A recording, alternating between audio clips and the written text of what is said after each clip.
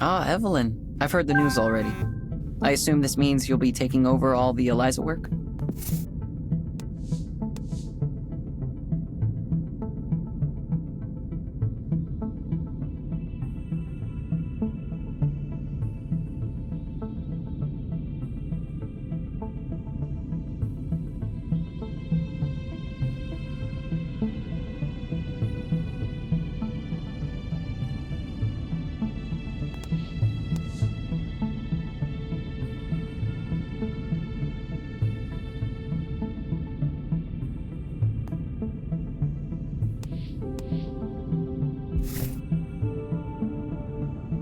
Maybe.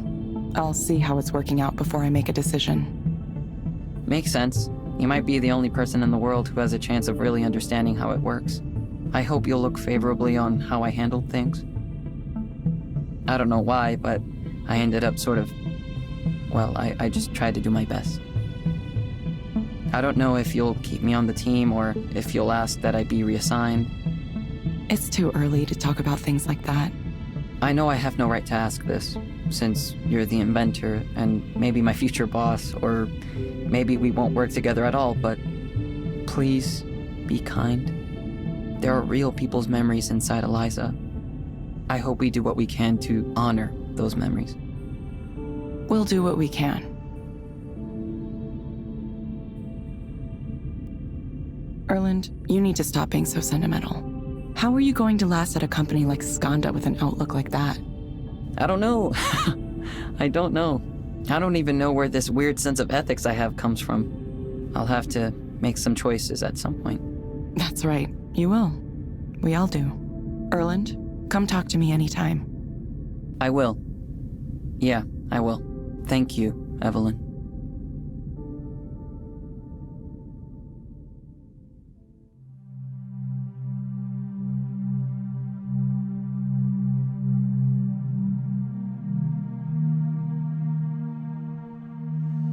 All right then. Over the coming days, I'll be meeting with each one of you to learn more about your areas of responsibility. Then we'll take a look at our current tasks and priorities, and reevaluate how they align with Eliza's new top-level design goals. We'll generate a 3-year roadmap document by the end of the week, and then a more granular development plan. Those are ambitious goals, but I'm sure we can pull it off.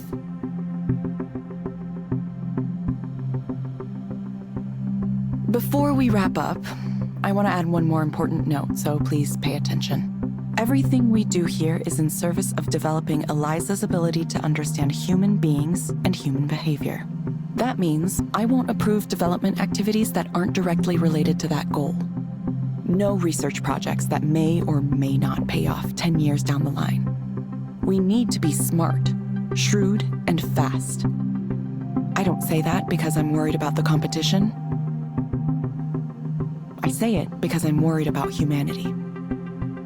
Mental health is a growing problem across the world, but right now, very little is being done to address it. Governments don't want to allocate money to it. Even the big nonprofits aren't paying enough attention to this crisis. So that's where we step in.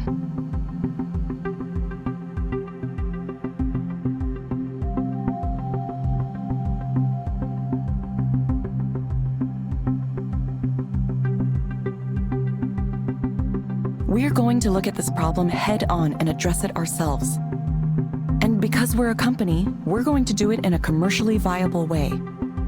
Nobody else out there is stepping up like we are. There's an old piece of wisdom that floats around in this business. Even in the most brilliant career, you get one single chance to try. I'm here to tell you right now that this is it. This is that chance. Got that?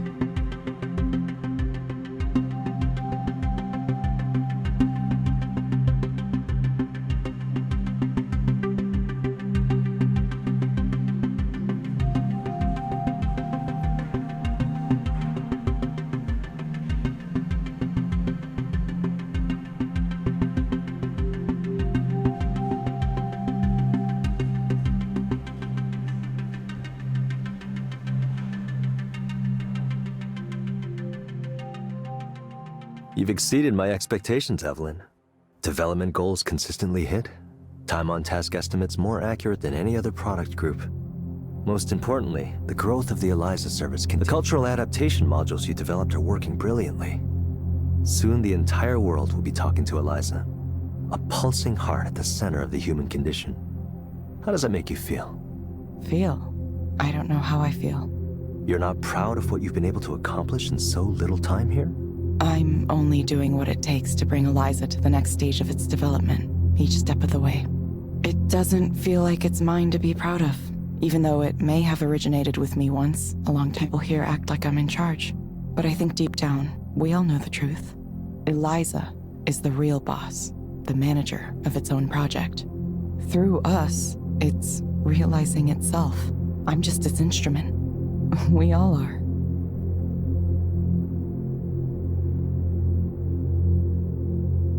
So you've realized it too.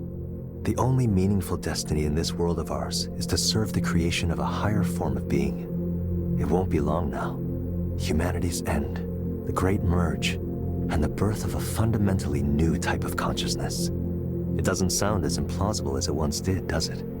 Because you can see it now. That end. You can see it coming closer and closer. Inevitable. As natural as the dawn. Relax, Evelyn. Everything is going to be all right. Come here, have a cup of tea with me. We'll watch the singularity happen. Together.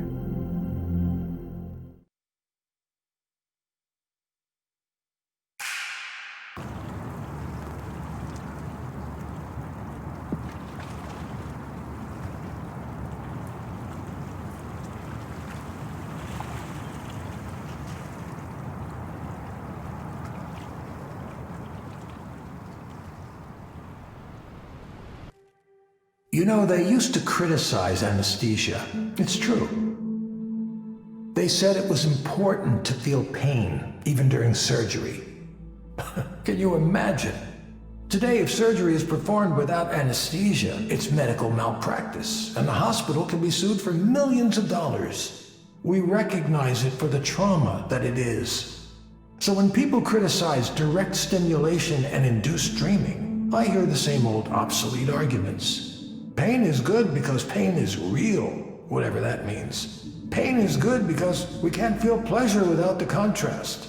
Pain is necessary because feeling pain is what it means to be human. I was asked before this conference if I wanted to debate a philosopher on stage, some famous continental philosopher. And I said, no. I said, look, we've had all of these discussions before. Every time something is invented that alleviates pain, whether that's anesthesia or painkillers or whatever else, someone says, no, wait, stop. People should be feeling pain. Can you imagine the arrogance, the sheer arrogance it takes to tell someone who's suffering that they should be feeling pain? Imagine finding someone bleeding on the street and instead of getting them to a hospital, you say, oh, that's just a part of being human, you know. Listen, if you're interested in feeling pain for yourself, don't let me stop you. Choose to experience all the pain you want. What I know and what I believe is that I have experienced enough pain in my life. And now we have a device that will stop it quickly and easily. No side effects. All the anguish and despair and unhappiness just gone. Like this technology is not only going to form the basis of a revolution for mental health, it will bring about a fundamental shift in how we conceive what it means to be human. I know some of you are still skeptical of me, so I'll tell you how. Many of you know we recently brought on my former collaborator on the Eliza project at Skanda, Evelyn Ashino-Aubrey. Brilliant researcher and engineer. And do you know what she's found? She's more productive and more efficient when she uses continual, low-powered direct stimulation. It's not an intervention, it's a part of life. Why confine the therapeutic effect to individual therapy sessions when it can be a background throughout the day? It's like a continuing dream, except without the part that removes you from reality.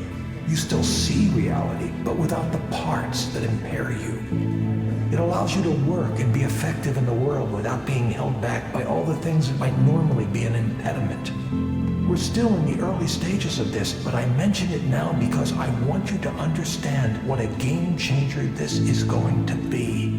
Mental health problems cost employers billions in lost productivity every year.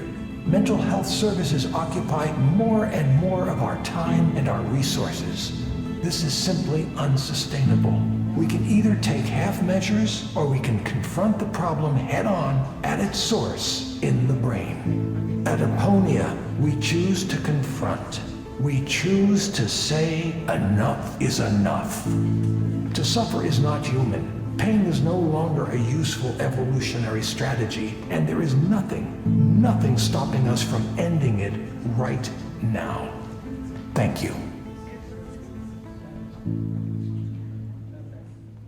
A gentle breeze plays across my face. It's so nice and warm here. I love working like this. Knowing I can come back here anytime makes everything else possible.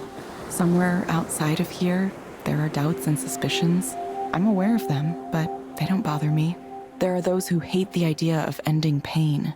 It's difficult to believe someone could hold such a position, but people do. It's escapism. They say it's living a lie. But what is the truth? And why is the truth better? No matter where you live, how you live, you exist in the shadow of persuasive lies. Human beings have always had to invent reasons for themselves to exist. The bare truth of this world is too painful to acknowledge. So, what I do now is nothing new. It's no different than what we've done since the beginning.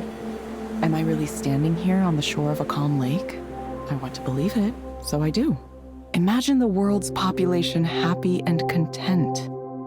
No more anger, greed, or fear. This future is possible. We only need to change our brains just a little and it can happen. This is a dream we can give everyone. Aponia, the absence of all pain. We will dream of this world, and we will dream of it so vividly that it becomes reality.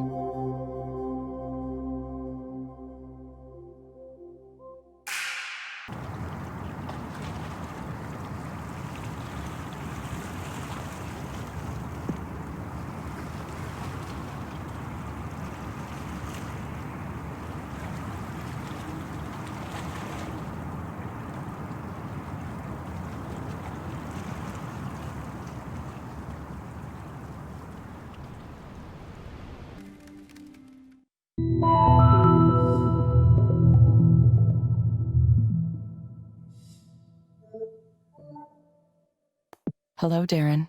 Hi. It's nice to see you again. Thanks. You guys sent a lot of reminders. I was ignoring them for a long time, but I decided to come back, weirdly enough. It's been a while since we last spoke. How have you been since our last... I mean, ups and downs, right? Everybody has ups and downs. Sometimes I feel like I'll be fine, and I'm just ridiculous for getting caught up in something like this, and then sometimes I am caught up in it.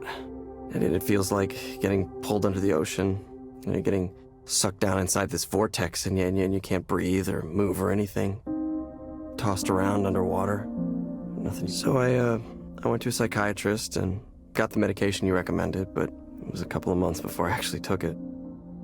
For some reason I couldn't bring myself to, not right away. Why do you think you weren't able to start right away? I don't know, I might have been afraid. Afraid it would change me somehow? Or that I would be dependent on it, or that I was weak for needing it. But eventually I just got tired of feeling like shit all the time. Just tired of it. And I figured I had nothing left to lose. I either try it or go on like before, right? So I did, and it was interesting. How was it interesting? Well, it definitely didn't solve my problems. It didn't fix me or fix the fact that the world is the way it is. It didn't turn me into someone else, even though I might have wished it could. It definitely didn't make me happy or fill the void or anything, but it did do something, I think. I think it helped me realize that it's possible to feel different. I got a glimpse of something, of what life could be like. You know, a life where what I know is still true, but I'm just more okay with things. I don't even know if that's better, really. Listening to myself now, it's a little weird to talk about being okay with all the problems going on in the world, but maybe there's a way to acknowledge the truth without it hurting so much. So am I just numbing myself? You know, I'm not sure. I'm not 100% sure I want to continue with the medication, but, well, anyways, I have plenty for now, so I think I'll just, use it up and make a decision then. Let me know if you'd like to try something different. I can make more recommendations. It's important to find the right balance that works for you. Okay, sure, yeah. At one point I read an article that said some people are just naturally happy and other people are naturally more sad. So I wondered if I just happened to be a sad person. And if that was the case, then maybe that's just me, how I am naturally. But then I thought, no, something feels wrong about that. This isn't just a kind of, melancholy. It's the way I've been, the way I've felt.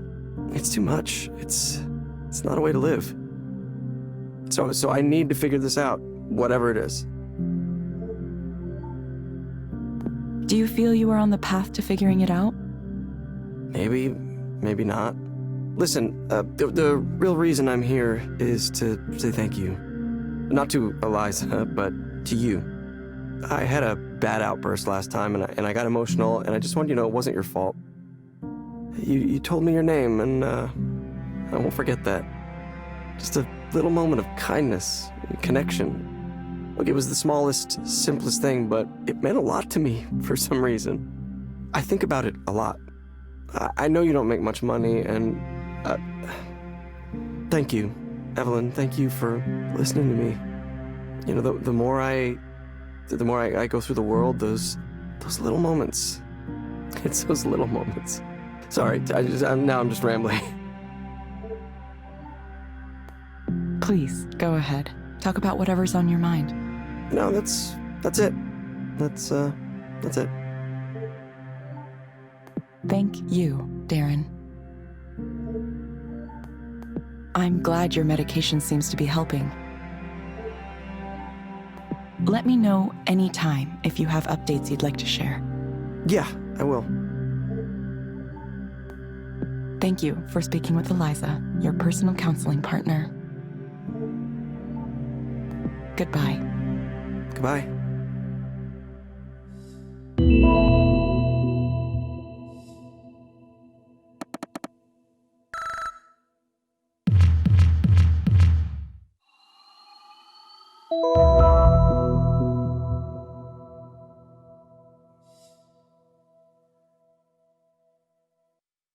Evelyn, that guy. Wasn't he the client from a while back?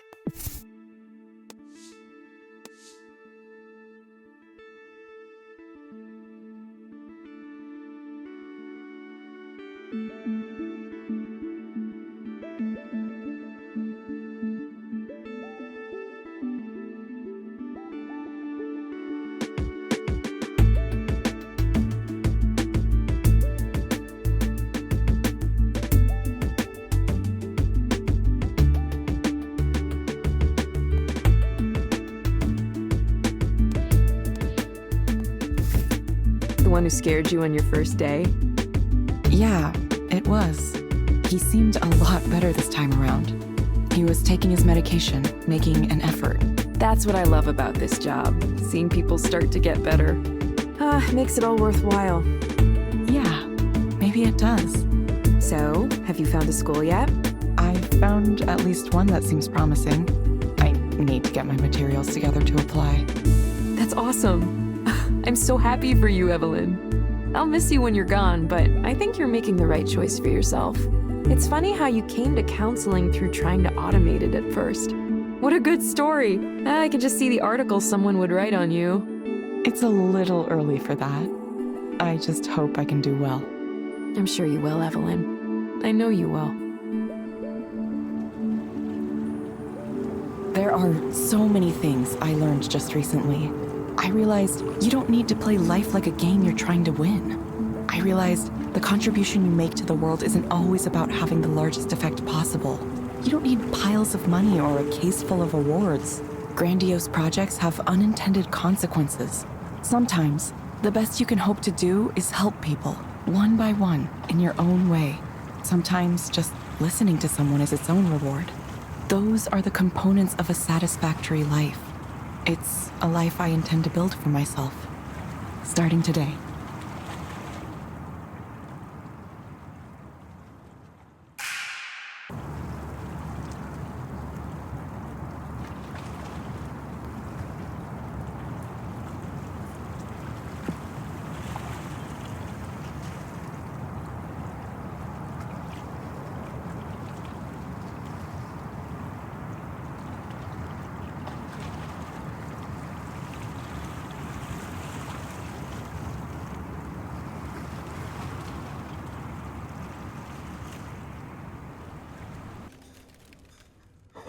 I heard already.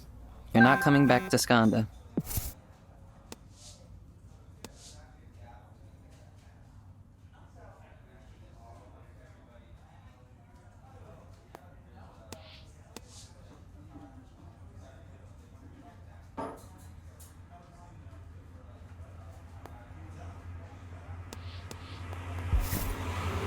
I'm a little sad that I won't get a chance to work with you, but I'm sure you had good reasons. I just want you to know I'll always respect your creation, and I'll take care of it for as long as I can. Thank you, Erland. There's something I want to tell you about working at Skanda, and I hope you don't take it in a negative way. I think your heart is in the right place, but your idealism is going to hold you back. I'm not sure the place is suited to you. You saw it already. They're going to ask you to do things you don't want to do. They might only be small things, but even small things build over time. It's going to be up to you to decide how to manage that. Yeah, I've been thinking about that. When this opportunity first came up, I was so excited. Running a program at Skanda right after school, at my age, it was just, I had to do it. Now I'm realizing maybe this is less of a blessing than I thought it was. Or maybe it is a blessing, just not in the way I first imagined. I still want to do the best job I can for the company. I want to be a great engineer and a great leader. I know it's a lot of responsibility, but I can't let the things I believe in be erased either. Is that going to work? Will I be? What if I've made compromises and I didn't even know it? Will I still be myself? Learning that you've been through some of the same things, faced the same kinds of decisions, it's nice to know. It's nice to know these concerns, these compromises, they aren't new. They're decisions everyone has to make. The other day I realized nobody's really asked me if I was okay. For whatever reason, I just kept moving here and there, and everyone assumed, oh, he's smart. But I mean, if it's all right with you. Feel free. Okay. Thanks, Evelyn. You've really helped me. I hope I can repay it somehow. Don't worry about it for now. I'm sure you will. There is no message, no point, no overarching story here. At one point, I worked for Skanda. At one point, I was involved in the creation of a computerized counseling system. Then I lost my way, and nothing happened. And still, nothing happened. I can look at these facts, but I see them as though they were someone else's life, not mine. Sometimes a radical break with the past is inevitable. When the past holds no meaning anymore, whatever value it held gone. Now I am nobody. Not necessarily in a bad way. The external facts that used to define me simply don't exist anymore. So now I'll wander back to a past I never knew and a father I never met. I wonder if I can find him. All I know is that he's somewhere in Japan with a different family, his own family, a family entirely separate from me. I don't even know why my mother kept me away from him. Was she trying to protect me? Was it revenge? The more I think about it, the more I start to realize everything I've done came from this basic fact of my life. As much as I wanted to pretend it didn't affect me at all, I need to confront this part of me, this part of my past, even if it happened before I was born. even if none of it was my fault. It's part of me, whether I like it or not, so I have to deal with it. I'm only just now starting to understand. What a fool I've been. I built a program to listen to people, but I myself heard nothing. All I have now is the barest thread. Enough to carry me across the ocean, at least. A pilgrimage into the unknown. Once again, I've become an empty vessel, ready to be filled with new life.